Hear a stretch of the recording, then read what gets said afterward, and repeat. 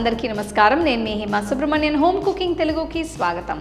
చిక్కగా రకరకాల ఫ్లేవర్స్తో చేసుకునే మిల్క్ షేక్స్ అంటే ఎవరికి ఇష్టం ఉండదో చెప్పండి. అందుకే ఈరోజు నేను మీకు మోకా చాక్లెట్ మిల్క్ షేక్ అనే ఒక ఇంట్రెస్టింగ్ రెసిపీ చూపించబోతున్నాను. సో రండి, దీన్ని ఎలా చేయాలో ఇప్పుడు మనం చూద్దాం. దీనికోసం ఒక చిన్న కప్లో 2 టీ స్పూన్ల కాఫీ పొడి వేస్తున్నాను. ఇందులో 2 టేబుల్ స్పూన్లంతా వేడి పాలు పోయాలి. ఇదంతా ఒక్కసారి కలపాలి. మీకు ఇది ఇంకా స్ట్రాంగ్గా ఉండాలంటే ఇంకొక టీ స్పూన్ కాఫీ ఎక్స్ట్రా వేసుకోవచ్చు. దీని పక్కన పెడుతున్నాను.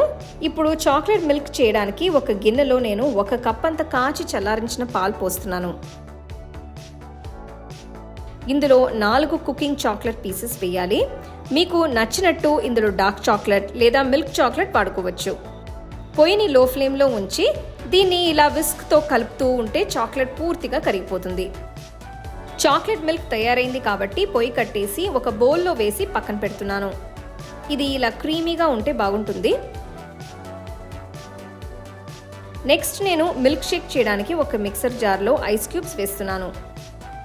500 ml కాచి చల్లారించిన పాలు పోస్తున్నాను. ఇవి చిక్కటి పాలు అయితే చాలా బాగుంటుంది. టోన్డ్ మిల్క్ లాంటివి ఈ రెసిపీకి అంతగా బాగుండవు. ఇందులో 2 టీ స్పూన్ల మామూలు పంచదార వేస్తున్నాను.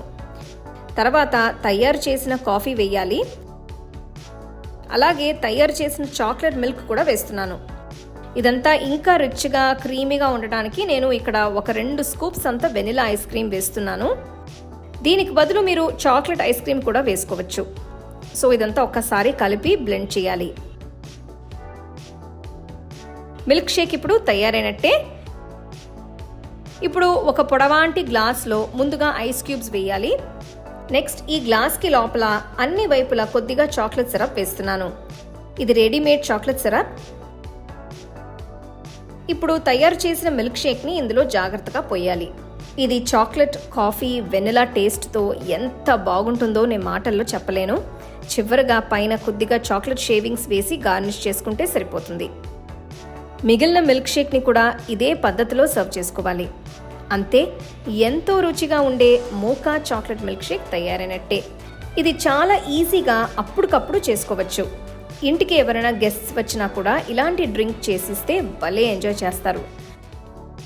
సో తప్పకుండా ఈ రెసిపీని ట్రై చేసి చూడండి. అలాగే నా వీడియోస్ అన్నిటినీ మీరు మిస్ అవ్వకుండా చూడాలంటే హోమ్ కుకింగ్ తెలుగు ఛానల్ని లైక్ చేసి, షేర్ చేసి, సబ్స్క్రైబ్ చేయండి.